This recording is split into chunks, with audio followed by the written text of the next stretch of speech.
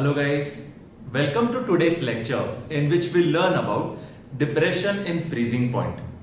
Guys, ये जो concept है ये एलिवेशन इन बॉइलिंग पॉइंट की तरह सिमिलर है एंड हमारा जो मैथमेटिकल फॉर्मूला है वो भी ऑलमोस्ट सेम आता है. So let's start by understanding कि ये कंसेप्ट एग्जैक्टली क्या है. तो गाइस, आप यहाँ डायग्राम में देख सकते हो कि आई हैव अ सॉल्वेंट जो ब्लू कलर में है and I have a non volatile solute जिसको आप ऑरेंज कलर में देख सकते हो. तो basically guys, non volatile solute का मतलब ये होता है कि सोल्यूट के जो मॉलिक्यूल्स होंगे वो वेपर फेज में नहीं जा सकते. इसीलिए गाइस, यहाँ पे जो वेपर फेज है उसके अंदर हमारे पास सिर्फ सॉल्वेंट के मॉलिक्यूल्स हैं. तो basically guys, depression freezing point इसका कंसेप्ट ये होता है कि on the addition of a non volatile solute हमारे जो सॉल्वेंट का फ्रीजिंग पॉइंट है वो थोड़ा सा कम हो जाता है. इसको गाइस कंसेप्चुअली समझते हैं. तो बेसिकली लॉजिक ये है कि जब आप किसी भी सॉल्वेंट को फ्रीज करते हो, मतलब जब आप उसको सॉलिड स्टेट में लेके जाते हो, तो सॉल्वेंट की जो मॉलिक्यूल्स हैं वो एक दूसरे के नजदीक आने का ट्राई करते हैं. अब गाइस, अगर आपके सॉल्यूशन में नॉन वोलेटाइल सोल्यूट है तो ये सॉल्वेंट के मॉलिक्यूल्स को नजदीक आने से थोड़ा सा रोकता है एंड इसीलिए गाइस आपको ज्यादा टेम्परेचर को कम करना पड़ेगा to ensure that freezing takes place. चलो ये आपको वापस एक बार बता देता हूं. तो बेसिकली गाइस, अगर सॉल्वेंट अकेला है और आप उसको अगर फ्रीज करने का ट्राई करो तो वो सॉलिड स्टेट में कन्वर्ट होने के लिए जो मॉलिक्यूल्स हैं वो नजदीक आ जाएंगे. अब गाइस, लेकिन अगर आपके पास नॉन वोलेटाइल सोल्यूट है तो उस केस में जो हमारे सॉल्वेंट के मॉलिक्यूल्स हैं वो इतना इजीली नजदीक नहीं आ पाते. एंड गाइस, इसीलिए हम ऐसा बोल सकते हैं कि आपको टेम्परेचर को ज्यादा कम करना पड़ेगा to ensure that freezing takes place. Guys, इसी कंसेप्ट को हम बोलते हैं डिप्रेशन इन फ्रीजिंग पॉइंट. तो इसका जो मैथमेटिकल फॉर्मूला है it is given as delta TF is equal to KF into molality. Guys देखो, ये जो फॉर्मूला है ये एलिवेशन इन बॉइलिंग पॉइंट की तरह एग्जैक्टली सिमिलर है. तो बेसिकली गाइस, यहां पे जो डेल्टा टीएफ है ये हमें बताता है कि हमारा जो फ्रीजिंग पॉइंट है या फिर जो फ्रीजिंग टेम्परेचर है वो कितने क्वांटिटी से कम हो गया है. गाइस, यहां पे जो केएफ होता है उसको हम एक कांस्टेंट बोलते हैं, दैट इज क्रायोस्कोपिक कांस्टेंट या फिर molar depression constant. And finally जो m है it is similar to the last formula of elevation in boiling point, यानी कि m इज मोलालिटी. तो गाइस, वापस एक बार बता देता हूं. यहां पे जो डेल्टा टीएफ है ये हमें ये बताता है कि हमारा जो फ्रीजिंग टेम्परेचर है वो कितने क्वांटिटी से कम हो गया है. KF is a constant and m को हम बोलते हैं मोलालिटी. गाइस, मोलालिटी का जो डेफिनेशन होता है वो ये होता है कि number of moles of solute divided by mass of solvent in kilogram. तो आप यहां पे देख सकते हो कि molality is equal to N2 divided by W1. Guys, जो नंबर 2 है वो हम सोल्यूट को देते हैं, इसीलिए N2 का मतलब होगा number of moles of solute and W1 will be mass of solvent in kilogram, because solvent को हम लोग नंबर 1 देते हैं. तो गाइस देखो, ये फॉर्मूला जो है वो एलिवेशन इन बॉइलिंग पॉइंट की तरह एग्जैक्टली सिमिलर है, लेकिन यहां पे जो कंसेप्ट है वो टोटली अपोजिट है. बेसिकली गाइस, जब हम बॉईल करने का ट्राई करते हैं तो हमारे सॉल्वेंट का बॉइलिंग पॉइंट थोड़ा सा इंक्रीज हो जाएगा in the presence of non volatile solute. लेकिन गाइस, जब हम फ्रीज करते हैं तो हमारे नॉन वोलेटाइल सोल्यूट की वजह से हमारा जो फ्रीजिंग टेम्परेचर है वो थोड़ा सा कम हो जाएगा. इसीलिए गाइस, हम इस कंसेप्ट को बोलते हैं डिप्रेशन इन फ्रीजिंग पॉइंट, यानी कि हमारा जो फ्रीजिंग टेम्परेचर है वो कम हो जाएगा. So in summary guys, on the addition of a non-volatile solute in a solvent, हमारा जो freezing temperature होगा solvent का वो कम हो जाएगा and इसी concept को हम बोलते हैं depression in freezing point and the formula is delta TF is equal to KF into molality. तो guys, I'm quite sure आपको अब ये concept अच्छे से समझ में आ गया है. Now let's move ahead to the next slide in which we'll solve one question on this concept. Yes guys, now in this slide we will solve a question on the concept of depression in freezing point. Guys, ये जो question है वो AIEEE exam में पूछा गया है and जब मैं आपको इसको सॉल्व करके दिखाऊंगा, आप खुद डिसाइड करना कि if this question was easy और difficult. So guys, let's have a look at the question. तो हमें क्वेश्चन में ये दिया है that we have a solute which is ethylene glycol, और हम इसको ऐड करेंगे इन 4 किलोग्राम्स ऑफ वाटर।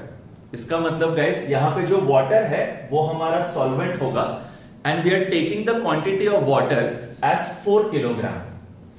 इसके अलावा गाइस, उन्होंने हमें मोलार मास ऑफ सोल्यूट दे रखा है, यानी कि they have given us the molar mass of ethylene glycol which is equal to 62 grams per मोल।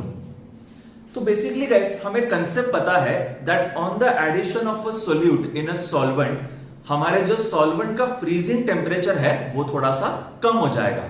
इसी कंसेप्ट को हम बोलते हैं डिप्रेशन इन फ्रीजिंग पॉइंट। तो इस क्वेश्चन में उन्होंने हमें कितने से टेम्परेचर कम होगा उसकी वैल्यू दी हुई है। तो basically guys, they have given us the value of delta TF which is equal to 6 degree Celsius. तो गाइस, हमें सबको पता है कि जो हमारा वाटर होता है उसका फ्रीजिंग टेम्परेचर है 0 डिग्री सेल्सियस।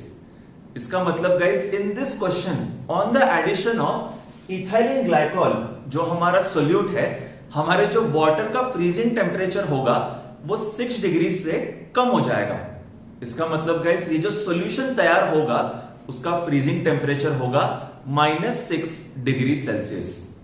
चलो ये कंसेप्ट मैं आपको वापस एक बार बता देता हूं। तो बेसिकली गाइस, अगर वाटर अकेला होता, यानी कि if solvent was alone, then the freezing temperature would have been 0 degree Celsius. लेकिन गाइस, इस क्वेश्चन में हम इथाइलिन ग्लाइकॉल को ऐड कर रहे हैं। So on addition of ethylene glycol in 4 kilogram of water, उसका जो फ्रीजिंग टेम्परेचर है वो कम हो जाता है। और गाइस, वो कितने क्वांटिटी से कम होता है? 6 डिग्री सेल्सियस। तो इसका मतलब गाइस, हमारा जो सॉल्यूशन तैयार होगा उसका नया फ्रीजिंग टेम्परेचर होगा -6 डिग्री सेल्सियस, बिकॉज हमारा फ्रीजिंग टेम्परेचर अभी कम हो गया है। पहले वो होना चाहिए था 0 डिग्री सेल्सियस, लेकिन अभी वो हो जाएगा -6 डिग्री सेल्सियस। इसके अलावा गाइस, उन्होंने क्वेश्चन में हमें KF की वैल्यू दी हुई है एज 1.86 डिग्री सेल्सियस पर molar. So guys, I am quite sure आपको इस क्वेश्चन का कंसेप्ट समझ में आ गया है। द कंसेप्ट इज कि इथाइलिन ग्लाइकॉल के ऐड करने से हमारे जो वाटर का फ्रीजिंग टेम्परेचर है वो 6 डिग्री सेल्सियस से कम हो गया है। तो बेसिकली पहले हमारा वाटर फ्रीज करता एट 0 डिग्री सेल्सियस, लेकिन अभी वो फ्रीज करेगा एट -6 डिग्री सेल्सियस। अब क्वेश्चन में उन्होंने हमें ये पूछा है कि हमें कितना क्वांटिटी ऑफ इथाइलिन ग्लाइकॉल को ऐड करना पड़ेगा ताकि ये टेम्परेचर 6 डिग्री सेल्सियस से कम हो जाए। सो इजी लैंग्वेज में guys, they are asking us to find the value of W2। Guys देखो, मैं फिर से आपको बता रहा हूं कि जो नंबर 2 है वो हम सोल्यूट के लिए यूज करते हैं। तो इस क्वेश्चन में जो हमारे सोल्यूट का गिवन मास होगा, यानी कि W2, उसकी वैल्यू हमें फाइंड आउट करनी है। So let's start by writing the first formula, that is the formula of delta TF।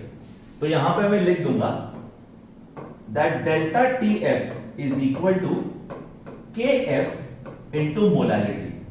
Guys, ये फॉर्मूला हमने लास्ट स्लाइड में सीखा था, and it is quite similar to the formula of elevation in boiling point. तो guys, इस question में उन्होंने हमें डेल्टा TF की वैल्यू दे रखी है।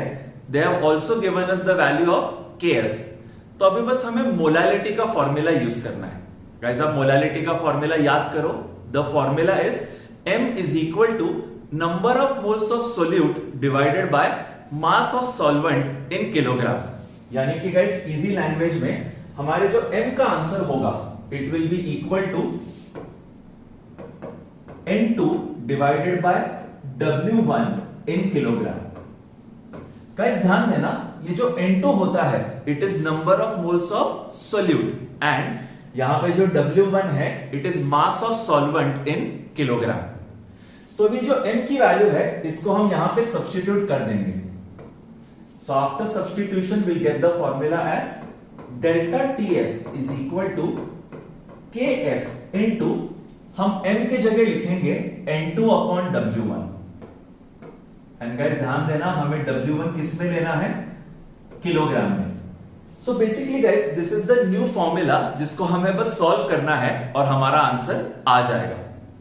सो गाइस अभी नेक्स्ट स्टेप में हम नंबर ऑफ मोल्स का फॉर्मूला यूज करेंगे। आप सबको पता होगा दैट नंबर ऑफ मोल्स का formula is equal to given mass upon molar mass. इसका मतलब गाइस यहां पे जो N2 है उसके जगह हम लिख सकते हैं W2 divided by M2। Guys ध्यान देना, नंबर ऑफ मोल्स का फॉर्मूला होता है गिवन मास अपॉन मोलार मास। तो यहां पे हमें सोल्यूट के नंबर ऑफ मोल्स निकालने हैं, तो उसके लिए हम फॉर्मूला यूज करेंगे N2 is equal to W2 upon capital M2। तो इसको भी यहां पे सब्स्टिट्यूट कर दो, then our equation becomes delta TF is equal to KF into, यहां पे N2 के जगह हम लिखेंगे W2 upon capital M2 and guys इसको पूरे को डिवाइड करेंगे बाय W1 जो हमें लेना है इन किलोग्राम। तो बेसिकली गाइस अगर आप इस फॉर्मूला को ध्यान से देखो तो बस इस फॉर्मूला में हमें वैल्यूज सब्स्टिट्यूट करने हैं और हमारे W2 का आंसर आ जाएगा। So I will substitute the values. तो गाइस क्वेश्चन में दिया है दैट डेल्टा TF की value is actually 6। This will be equal to, हमारा जो KF है उसकी वैल्यू इज 1.86। हमें W2 की वैल्यू निकालनी है डिवाइडेड बाय, गाइस यहां पे जो M2 है उसकी भी वैल्यू उन्होंने दे रखी है। The value for M2 is 62। Guys याद करना हमारा जो सोल्यूट है it is ethylene glycol and ethylene glycol का जो मोलार मास है it is equal to 62। And guys जो W1 की वैल्यू है it is given mass of solvent in kilogram. Guys इस क्वेश्चन में हमारा सॉल्वेंट इज वाटर एंड उसका मास दिया है एज 4 किलोग्राम। तो यहां डिनोमिनेटर में मैं लिख दूंगा एज 4। अब गाइस आप बेसिक मैथ्स करो और आपके W2 का आंसर आ जाएगा। So the answer for W2 will be equal to 800 grams. So इसका मतलब गाइस हमें 800 grams of ethylene glycol add करना पड़ेगा ताकि हमारे वाटर का फ्रीजिंग टेम्परेचर 6 डिग्री सेल्सियस से कम हो जाए। गाइस मैं आपको दोबारा से कंसेप्चुअली समझा देता हूं। Whenever we add a solute in a solvent, हमारे जो सॉल्वेंट का फ्रीजिंग टेम्परेचर है वो कम हो जाता है। इसी कंसेप्ट को हम बोलते हैं डिप्रेशन इन फ्रीजिंग पॉइंट। अब गाइस इसके लिए एक फॉर्मूला है, the formula is delta TF is equal to KF into molality. तो इस फॉर्मूला को यूज करके हमने ये पता किया दैट इन दिस क्वेश्चन हमें 800 grams of ethylene glycol add करना पड़ेगा इन 4 किलोग्राम ऑफ वाटर, ताकि जो वाटर है उसका फ्रीजिंग टेम्परेचर 6 डिग्री सेल्सियस से कम हो जाए। यानी कि गाइस नॉर्मली वाटर फ्रीज करता एट 0 डिग्री सेल्सियस, लेकिन यहां पे वो फ्रीज करेगा at -6 degree Celsius. So guys I am quite sure आपको भी ये क्वेश्चन समझ में आ गया है और आपको पूरा कंसेप्ट भी समझ में आ गया है about depression of freezing point. Guys मैं आपको बताना चाहूंगा कि ये क्वेश्चन AIEEE एग्जाम में पूछा गया है और इससे पहले वाले वीडियोस में मैंने जो भी क्वेश्चन लिए हैं all of them have been asked in some competitive exam. तो गाइस मैं आपको ये बताना चाह रहा हूं कि ये सारे क्वेश्चंस काफी आसान होते हैं। अगर आपको कंसेप्ट अच्छे से पता है तो आप कोई भी क्वेश्चन सॉल्व कर सकते हो। So guys, I hope you enjoyed this video and you have understood all the concepts. तब तक के लिए stay positive, stay happy and keep smiling. I will see you in the next lecture.